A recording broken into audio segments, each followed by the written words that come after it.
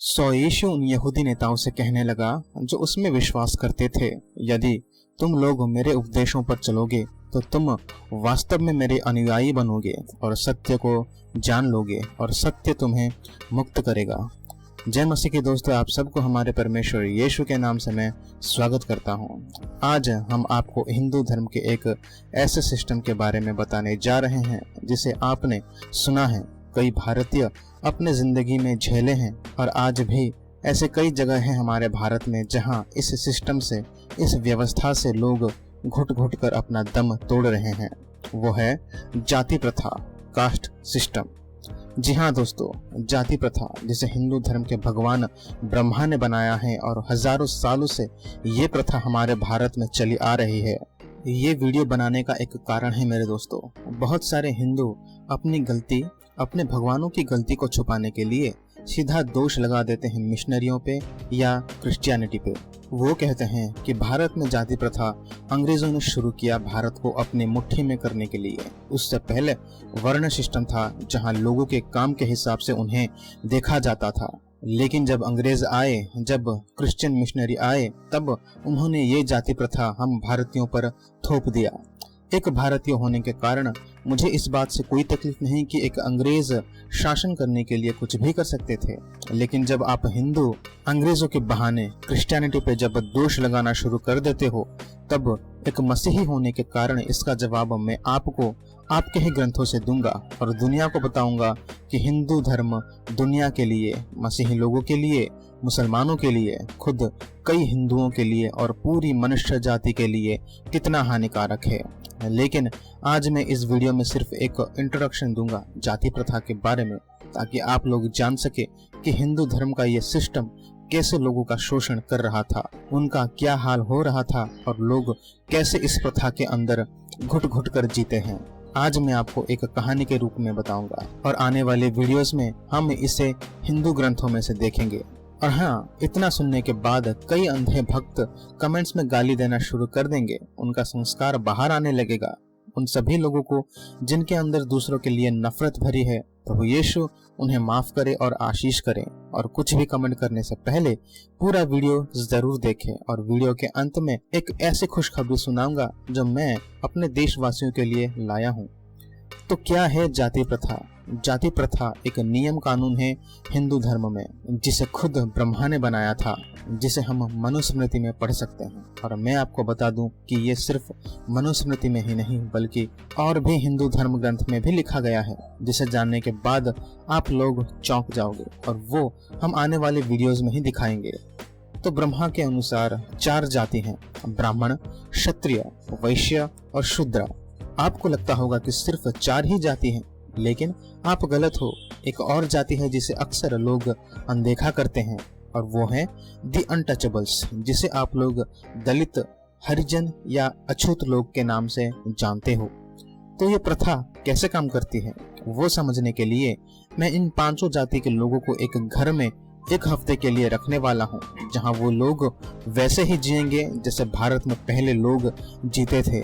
और मैं रहूंगा उनका मॉडरेटर, यानी उनकी मेजबानी करूंगा ताकि वो लोग वैसे ही जिए जैसे हिंदू धर्म के भगवान ने कहा है। जेक बना ब्राह्मण, थॉमस बना क्षत्रिय, जूडस बना वैश्य, जॉन बना शूद्र और माइक बना दलित।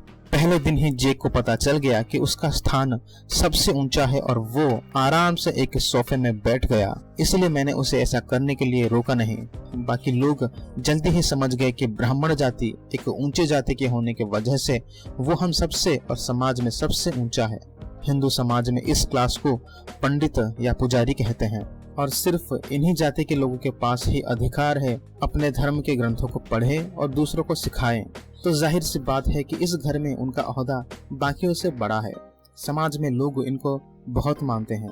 और फिर मैंने बाकी जाति के लोगों को कहा कि सब खड़े हो जाएं और जेक जो सुनाने वाला है अपने सोफे में बैठ के उसे सुने। कुछ सेकंड बाद मैंने थॉमस जो क्षत्रिय जाति का है उसे इजाजत दिया कि वो जेक के पास नीचे बैठ के सुन सकता है। और मैंने थॉमस को समझाया कि आप एक क्षत्रिय जाति के होने की वजह से आप एक शासक, एक राजा हो अपने समाज में।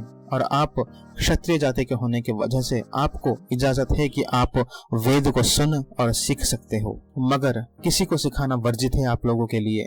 इसका मतलब इनकी भी सोसाइटी में इज्जत और मान सम्मान है। और ये भी निश्चित है कि जेक जो ब्राह्मण है और थॉमस जो क्षत्रिय है वो मेरे साथ बैठ के खाना खा सकते हैं।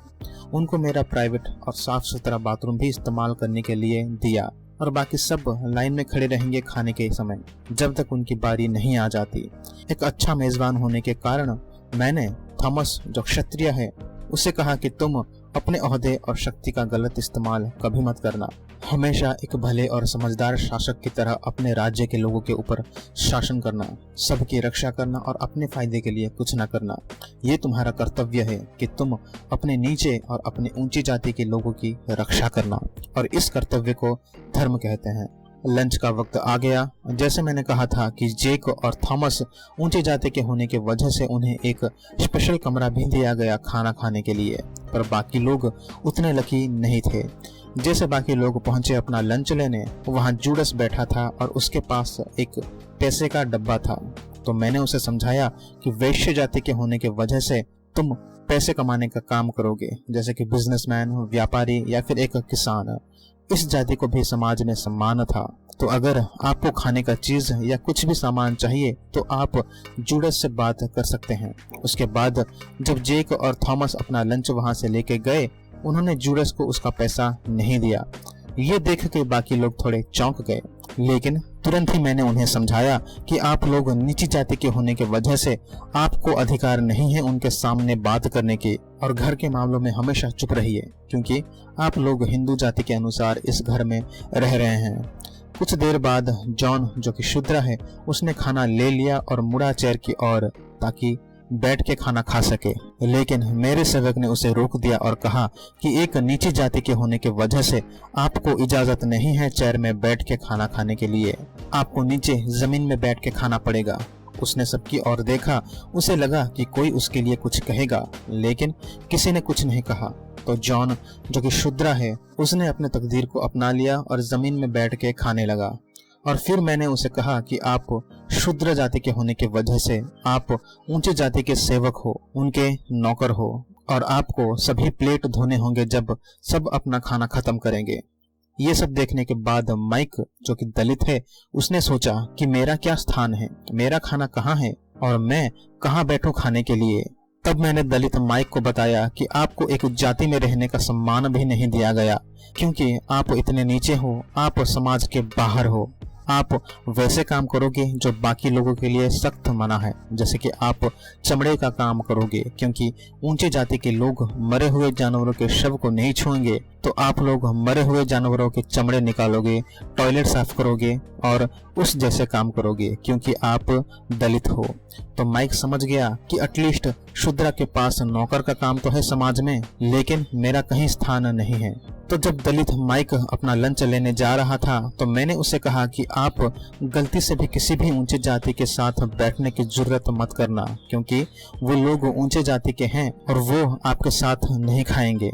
और जब सब अपना खाना खत्म करेंगे उसके बाद आप अपना खाना लेके स्टोर रूम में जाके वहीं जल्दी से अपना खाना खत्म करोगे। तो जब माइक स्टोर रूम में खाना खा रहा था, मैं उसके पास कुछ और नियम लेके पहुंच गया जिसे उसे मानना होगा, और वो था कि आप घर में ऊपर नीचे जाने के लिए मेन एलिवेटर इस्तेमाल नहीं कर सकते, आप वाटर प्यूरिफायर इस्तेमाल नहीं कर सकते, आप मेन टॉयलेट इस्तेमाल नहीं कर सकते, टीवी देखना अलाउड नहीं है, और ऊंची जाति के लोगों के सामने बात करना तो दूर अपने सिर झुका के रखोगे।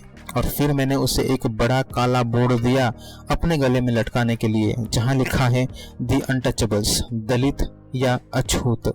तो एक अच्छा मेजबान होने के कारण मुझे लगा कि मैंने सबको उनका स्थान और काम याद करवा दिया, और पूरे हफ्ते वो सब लोग उस घर में वैसे ही जिएंगे जैसे हिंदू ग्रंथों में लिखा गया है। एक हफ्ते बाद मैं उन सब के पास दोबारा गया कुछ तथ्यों के साथ।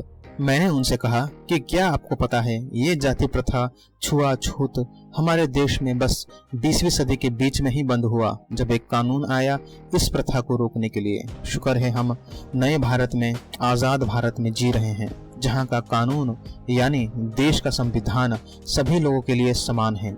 हमारे भारत का संविधान सभी लोगों को एक हक देती है, लेकिन दुख की बात है मेरे दोस्तों कि कई जगह है भारत में जहां आज भी इस तरह की प्रथा चली आ रही है। इस तरह का शोषण अब भी होता है क्योंकि कई भारतीय भारत के संविधान को नहीं मानते, अपने भगवान को नियम के मानते हैं। तो सोचिए दोस्तों कि उनका क्या हाल होता होगा जब ये प्रथा पूरे देश में लीगल था और कोई भी इसका विरोध नहीं करता था।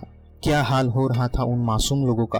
आप उनके इस दुख और तकलीफ को महसूस नहीं कर सकते क्योंकि आप लोग पैदा हुए हैं इस आधुनिक सदी में जहां इस प्रथा को हमारे देश का कानून दबा के रखा है। ये जानने के बाद मुझे पता है कई लोग गाली गलौज करना शुरू कर देंगे क्योंकि सच कड़वा होता है, उन्हें सच सुनना नहीं है। लेकिन मेरा काम है सच को लोगों के सामने लाना, उसके बाद आपकी मर्जी। कई अच्छे लोग जिन्हें जाति की कोई परवाह नहीं, जैसे कि मुझे, वो कहेंगे कि क्यों तुम पुराने तकियानूसी बातों पे वीडियो बना के देश को बांट रहे हो। अगर पहले होता था तो भूल जाओ ना, अब क्यों उसे लेकर लोगों के बीच दरार पैदा कर रहे हो। जी हाँ दोस्तों, आपका सवाल बिल्कुल जायज है और मैं भी इस बात को मानता हूँ। इस सवाल का दो जवाब है। पहला, जब एक रिपोर्टर एक घटना का रिपोर्ट कर रहा है तो क्या वो गलत कर रहा है? क्या वो देश को बांट रहा है? क्यों रिपोर्टर बीते चीजों को दिखाते हैं?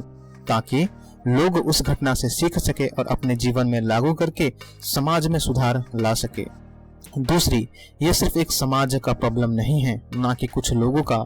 ये एक धर्म के ग्रंथों में लिखा गया है जिसे खुद उनके भगवान ने बनाया है। अगर ये चीज सिर्फ उन लोगों के लिए ही था या सिर्फ उस समय के लिए ही होता तो मुझे भी कोई फर्क नहीं पड़ता, लेकिन ये एक शिक्षा है और जब एक शिक्षा समाज के, देश के लोगों के लिए मुसीबत है तो उसका विरोध करना हर एक मनुष्य का कर्तव्य बन जाता है। इसीलिए 1927 में डॉक्टर बाबा साहेब अम्बेडकर ने इसका विरोध शुरू किया था और आज 2018 में मैं भी इसका विरोध करता हूँ। और जो नहीं करता इसका मतलब वो इसका समर्थन करता है, जो कि बहुत ही शर्मनाक बात है। लेकिन मेरे देशवासियों, आप सबके लिए एक खुशखबरी है। एक ऐसा अच्छा बेहतर सिस्टम है इस क्रूर पक्षपात सिस्टम के अलावा जो मैं आपसे अपने देशवासियों से बांटना चाहता हूँ। वो है बाइबल का सिस्टम, जहाँ परमेश्वर ने सिर्फ एक जाति बनाया, वो है मनुष्य जाति। परमेश्वर के सामने सब एक समान है, हम सब उसके संतान, उसके बच्चे हैं। सिर्फ मसीही विश्वास में आप परमेश्वर को पिता कह सकते हो और उनसे बेटे के हक से कुछ भी मांग सकते हो। तो क्या आप इस रिश्ते को अपनाना नहीं चाहते? आपका स्वर्गीय पिता आपसे बहुत प्रेम करता है, तो क्या आप उस प्रेम को स्वीकार नहीं करना चाहते?